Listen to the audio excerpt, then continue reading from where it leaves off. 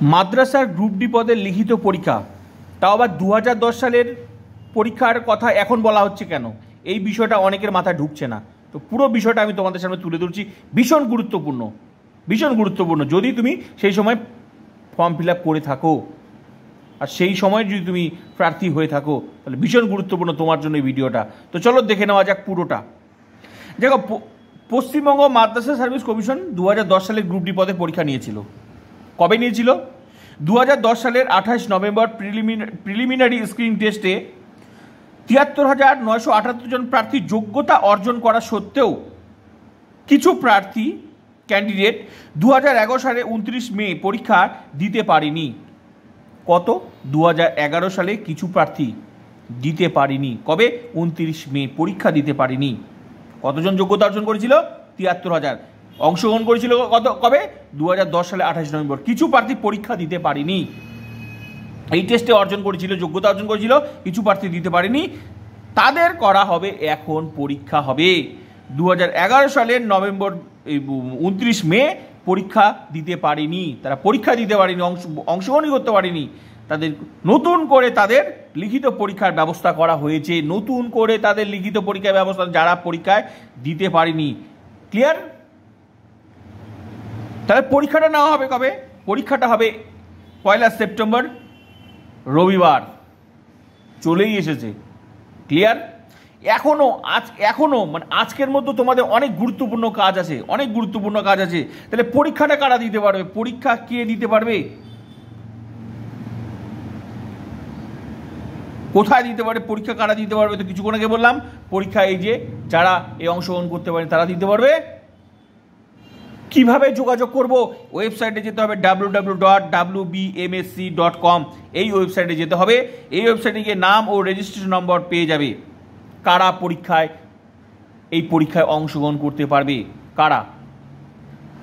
তুমি যদি করতে পারো, তাহলে তোমার নামটা এই ওয়েবসাইটে গিয়ে চেক করে নিবে যে তোমার নাম আছে কি না, চেক করে নিবে। ক্লিয়ার?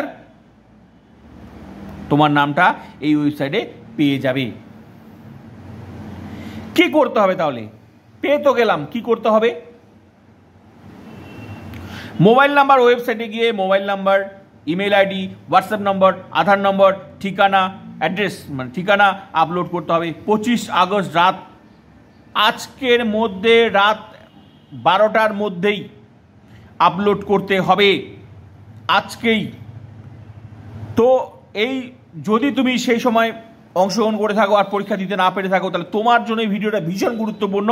আজকের মধ্যেই কাজগুলো সেরে ফেলবে, আজকের মধ্যেই। ক্লিয়ার?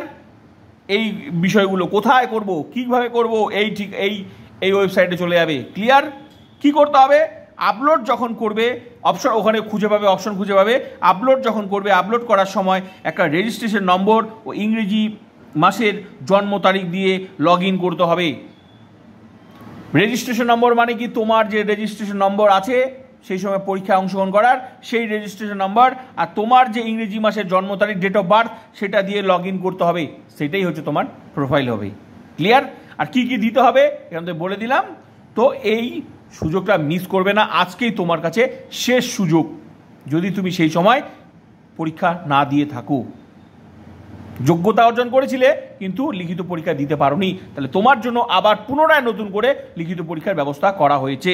কবে পরীক্ষা হবে বলে দিলাম, 1 সেপ্টেম্বর। তো আশা করি ফটাফট এই গুড নিউজটা নিজে শেয়ার করে বন্ধুদেরকে জানিয়ে দাও, যারা যারা সেই সময় পরীক্ষা দিতে পারিনি। তো প্লিজ নতুন হলে সাবস্ক্রাইব করো, আর এই ধরনের চাকরি সংক্রান্ত নিউজ পাওয়ার জন্য আমার চ্যানেলটি সাবস্ক্রাইব করো, লাইক তো অবশ্যই করবে। সঙ্গে তোমাদের বাড়িতে যদি কেউ উচ্চ মাধ্যমিকের দর্শন নিয়ে থাকে বা ভবিষ্যতে নিয়ে থাকবে, তো আমার চ্যানেলটা তাদের জন্য। কেন? এই ফিলোসফি এইচএস উচ্চ মাধ্যমিক দর্শন ইউটিউব চ্যানেলটা এমন একটা চ্যানেল যেখানে দর্শনের ফুল টিউশন ফ্রিতে পড়ানো, তাও বিনামূল্যে, অধ্যায় ধরে। সম্পূর্ণ টিউশনটা 2025 কমপ্লিট হয়ে গেছে, এখন তাদেরও এক্সট্রা ক্লাস হতো। প্লিজ চাকরি সংক্রান্ত নিউজ, সঙ্গে কেউ যদি দর্শনের ফুল টিউশন ফ্রিতে পড়তে চায় একদম অধ্যায় ধরে, আর এখানে পড়লে তাদের আলাদা কোনো টিউশনই দরকার পড়ে, তো প্লিজ চ্যানেলটা সাবস্ক্রাইব অ্যান্ড শেয়ার।